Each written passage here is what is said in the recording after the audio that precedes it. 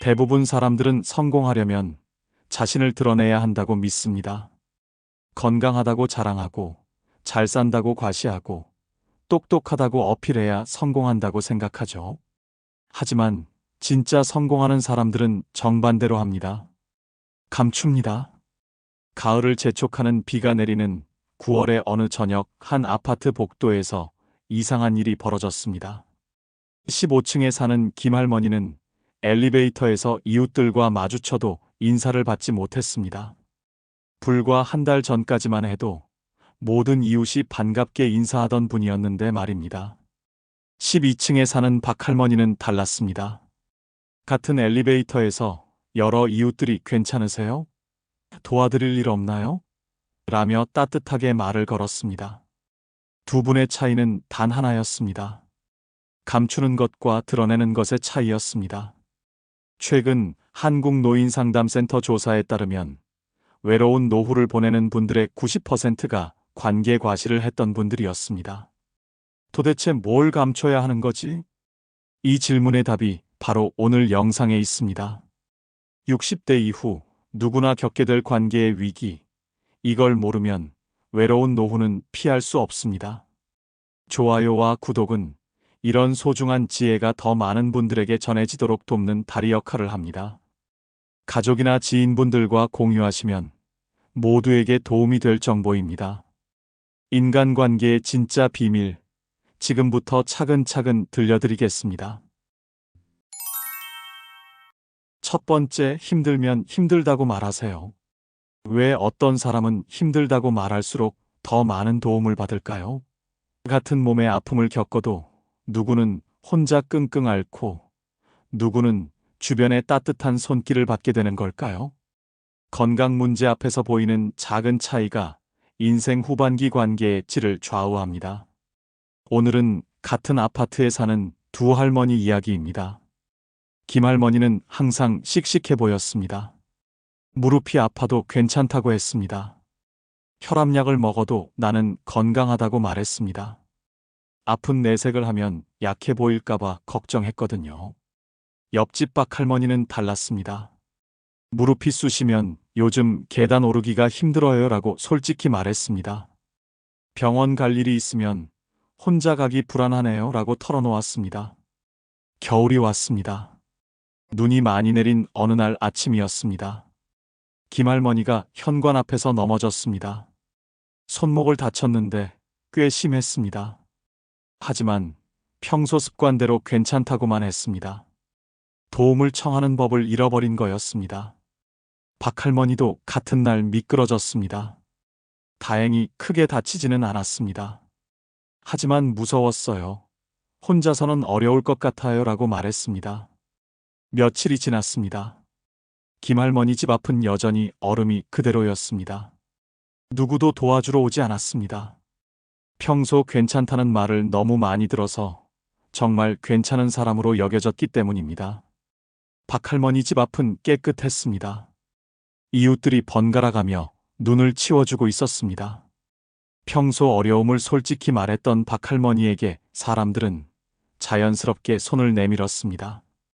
강해 보이려 애쓴 김할머니는 혼자가 되었습니다. 약함을 인정한 박할머니에게는 든든한 이웃이 생겼습니다. 사람은 완벽한 사람보다 불완전한 사람에게 마음을 엽니다. 도움이 필요 없어 보이는 사람에게는 굳이 다가가지 않습니다. 건강을 과시하는 순간 사람들은 거리를 둡니다. 건강의 어려움을 솔직히 털어놓을 때 진짜 관계가 시작됩니다. 나이가 들수록 건강은 숨길 게 아니라 나눌 것입니다. 아픔을 혼자 감당하려 하지 마세요. 도움이 필요하다고 말하는 용기가 외로운 노후를 막아줍니다. 건강을 낮추어 말하는 사람에게 따뜻한 손길이 모입니다. 두 번째, 돈을 드러내지 마세요. 외 같은 돈을 가져도 어떤 사람은 따뜻한 관계를 유지하고 어떤 사람은 외로워질까요? 똑같이 여유가 있어도 누구는 친구들이 늘어나고 누구는 사람들이 멀어지는 걸까요? 돈을 대하는 태도가 노후 관계를 좌우합니다. 교회에서 만난 두 친구 이야기입니다. 최 권사님은 젊었을 때 사업이 잘 되었습니다. 아파트도 여러 채 있었고 자식들도 잘 살았습니다. 모임에서는 항상 비싼 식당을 제안했습니다. 내가 낼 테니까 좋은 곳으로 가자고 했습니다. 이 집사님은 평범한 월급쟁이였습니다. 돈이 넉넉하지는 않았지만 부족하지도 않았습니다. 친구들과 만날 때는 집에서 해 먹으면 어때요? 라고 제안했습니다. 가끔 반찬을 싸서 나눠주기도 했습니다. 시간이 흘렀습니다. 두 사람 모두 나이가 들었습니다. 최 권사님의 사정이 바뀌었습니다. 사업이 기울고 아파트 값도 떨어졌습니다. 자식들도 각자 살기 바빠졌습니다. 하지만 평소 습관 때문에 여전히 체면을 차렸습니다. 괜찮다며 웃었습니다. 이 집사님은 여전했습니다. 크게 달라진 건 없었습니다. 소박하게 살던 습관이 그대로 이어졌습니다. 친구들을 집으로 초대해서 직접 만든 음식을 대접했습니다. 교회 모임이 있었습니다. 최 권사님 주변에는 사람이 없었습니다. 돈이 있을 때 몰려들었던 사람들이 하나둘 멀어졌습니다. 평소 돈으로 관계를 유지했기 때문에 돈이 없어지니 관계도 끝났습니다. 진짜 친구가 누구인지 알게 되었을 때는 이미 늦었습니다. 이 집사님 곁에는 여전히 많은 사람이 있었습니다. 돈이 아닌 마음으로 사귄 친구들이었습니다. 함께 웃고 수다를 떨며 서로의 안부를 물었습니다. 누구도 이 집사님의 재정 상태를 궁금해하지 않았습니다. 돈을 드러내면 사람들이 모여듭니다. 하지만 그건 돈을 보고 온 것입니다. 돈을 감추면 사람이 적어 보입니다. 하지만 그 사람들은 진짜 당신을 보고 온 것입니다. 재정을 과시하는 순간 진짜 관계는 사라집니다. 평범함을 유지할 때 변하지 않는 우정이 남습니다. 나이가 들수록 돈보다 사람이 중요합니다. 재정 상태를 자랑하려 하지 마세요. 소박한 만남이 오히려 깊은 관계를 만들어줍니다. 돈을 감추는 사람에게 진심이 모입니다. 세 번째, 사람을 성급히 판단하지 마세요. 왜 첫인상이 좋았던 사람과는 오래가지 못하고 처음엔 별로였던 사람과 평생 친구가 될까요?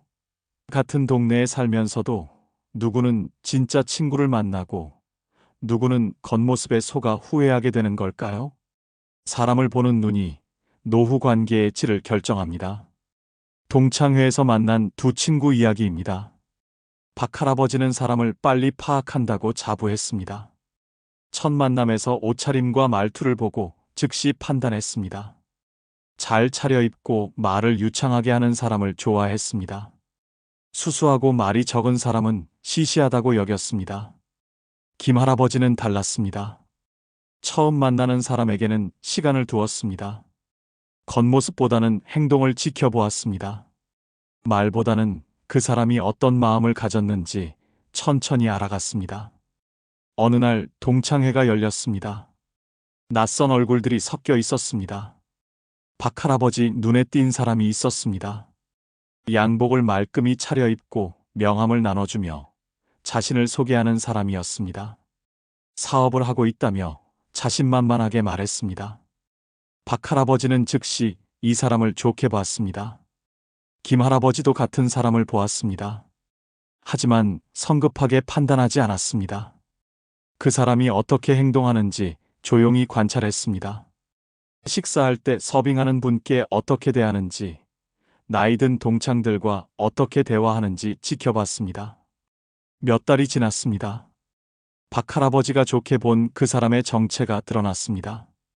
겉으로는 성공한 사업가처럼 보였지만 실제로는 사기꾼이었습니다. 동창들의 돈을 빌려달라며 접근했던 것입니다. 박할아버지도 큰 돈을 잃었습니다. 첫인상만 보고 믿었던 자신이 후회되었습니다. 김할아버지는 처음부터 그 사람을 의심했습니다. 말은 그럴듯했지만 행동이 달랐기 때문입니다. 나이 든 사람을 함부로 대하고 서빙하는 분께 불친절했습니다. 김할아버지는 거리를 두었고 덕분에 피해를 입지 않았습니다. 반대로 조용하고 수수해 보였던 다른 동창이 있었습니다. 박 할아버지는 별로 관심을 두지 않았습니다. 하지만 김 할아버지는 그 사람의 진심을 알아봤습니다. 말은 적었지만 행동이 따뜻했기 때문입니다. 첫인상은 거짓말을 합니다. 겉모습은 쉽게 꾸밀 수 있습니다. 하지만 행동과 마음은 시간이 지나야 드러납니다. 성급한 판단은 좋은 사람을 놓치고 나쁜 사람을 끌어들입니다. 천천히 지켜보는 사람만이 진짜 인연을 만납니다.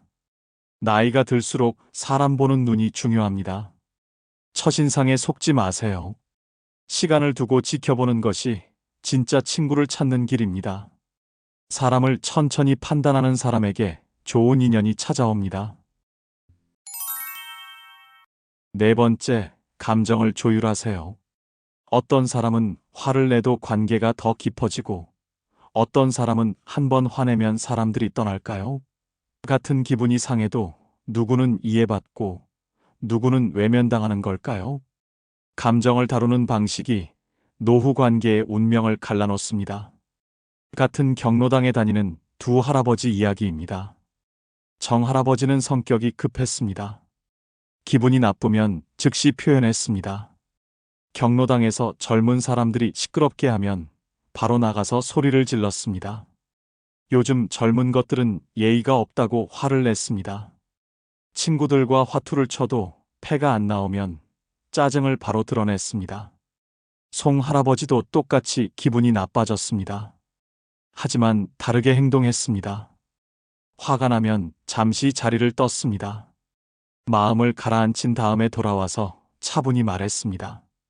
젊은 친구들도 이해해보자고 했습니다.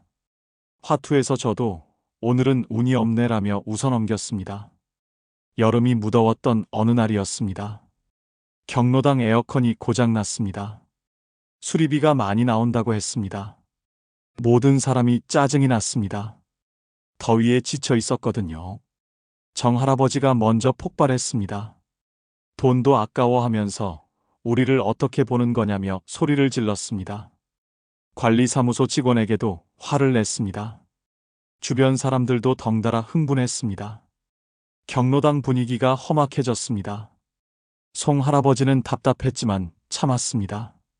잠시 밖으로 나가서 바람을 쐬었습니다. 마음이 조금 진정된 후에 들어왔습니다. 더우니까 다들 힘드시겠어요. 우선 선풍기라도 가져다 놓으면 어떨까요? 라고 제안했습니다. 일주일이 지났습니다. 정 할아버지 주변에는 사람이 없었습니다. 화를 자주 내다 보니 함께 있기가 부담스러워진 것입니다. 경로당에 나와도 혼자 앉아 있는 일이 많아졌습니다. 아무도 화투를 같이 하자고 하지 않았습니다. 감정 조절을 못하는 사람과는 편하게 지낼 수 없었기 때문입니다. 송 할아버지 곁에는 여전히 많은 사람이 모였습니다. 화가 나는 일이 있어도 차분하게 해결하려는 모습이 신뢰를 주었습니다. 어려운 일이 생기면 사람들이 송 할아버지에게 의견을 물었습니다. 감정에 휘둘리지 않는 사람이라고 믿었기 때문입니다. 화를 바로 내는 사람은 그 순간은 시원합니다. 하지만 관계가 상처를 입습니다. 감정을 조절하는 사람은 그 순간은 답답합니다. 하지만 관계가 더 깊어집니다. 즉석에서 터뜨린 감정은 돌이킬 수 없습니다. 한 박자 늦춰 표현한 감정은 사람을 움직입니다. 나이가 들수록 감정 조절이 관계의 핵심입니다. 화가 나도 잠시 기다려보세요. 한 번 숨을 고르는 것이 평생 친구를 지키는 비결입니다. 감정을 조율하는 사람에게 신뢰가 모입니다.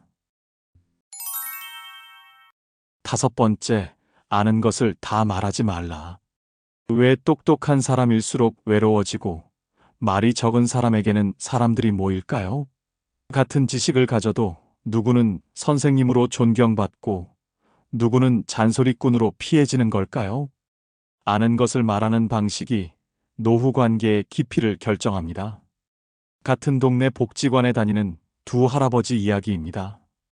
한 할아버지는 젊었을 때 교사였습니다. 무엇이든 잘 알고 계셨습니다.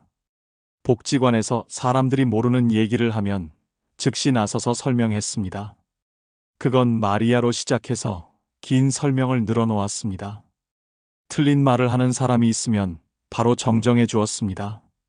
김할아버지는 달랐습니다. 똑같이 많은 것을 알고 계셨지만 함부로 말하지 않았습니다. 누군가 궁금해할 때만 조용히 답해 주었습니다. 틀린 말을 들어도 바로 고치지 않고 그런 생각도 있겠네요 라며 넘어갔습니다. 어느 날 복지관에서 건강 강의가 있었습니다. 강사가 잘못된 정보를 전달했습니다. 혈압약에 대한 내용이었는데 명백히 틀렸습니다. 한 할아버지가 즉시 손을 들었습니다. 강사님, 그건 잘못된 정보입니다 라며 자세히 설명하기 시작했습니다. 맞는 말이었지만 분위기가 어색해졌습니다. 강사도 당황했고 다른 참석자들도 불편해했습니다. 김 할아버지는 가만히 있었습니다. 강의가 끝난 후 강사에게 조용히 다가가서 혹시 시간 되시면 잠깐 얘기할까요? 라고 했습니다. 따로 만나서 부드럽게 정보를 전달했습니다. 강사는 고마워했습니다. 몇 달이 지났습니다. 한 할아버지 주변에는 사람이 없었습니다. 무엇이든 아는 것을 다 말하다 보니 사람들이 부담스러워했습니다. 또 설교하시겠네 하며 피하기 시작했습니다. 아무리 옳은 말이어도 계속 들으면 지겨워집니다. 김 할아버지 곁에는 많은 사람이 모였습니다. 궁금한 일이 있으면 찾아와서 조용히 물었습니다. 김 할아버지는 필요한 만큼만 답해 주었습니다. 사람들은 그분을 지혜로운 분이라고 여겼습니다. 아는 것을 다 말하는 사람은 똑똑해 보입니다. 하지만 사람들이 멀어집니다. 필요할 때만 말하는 사람은 조용해 보입니다. 하지만 진짜 지혜롭다고 인정받습니다. 지식은 쏟아내는 것이 아니라 나누어 주는 것입니다. 때를 기다릴 줄 아는 사람에게 사람들이 먼저 찾아옵니다. 나이가 들수록 말하는 것보다 듣는 것이 중요합니다. 아는 것을 다 말하려 하지 마세요.